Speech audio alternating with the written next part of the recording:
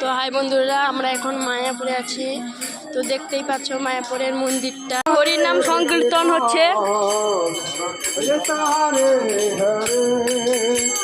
মায়াপুর মন্দিরটা দেখতেই পাচ্ছ তোমরা, বিশাল বড় ধরনের মন্দির। আর এখানে একটা ভালো জিনিস হচ্ছে মায়াপুরের গোশালার গোমাতাগুলো। তো দেখতেই পাচ্ছ গোমাতাগুলোকে।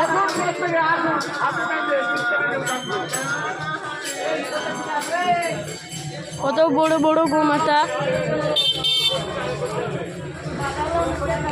তো আমরা আর কিছুক্ষণ পরেই হাজারদুয়ারিতে চলে যাব।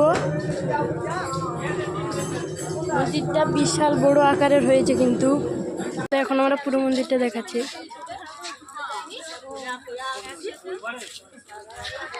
আর আমরা এখন চলে এসেছি, এখানে রিলস করছে। এটা পুরো পার্কের মতন, ছোট ছোট ফুলও হয়েছে।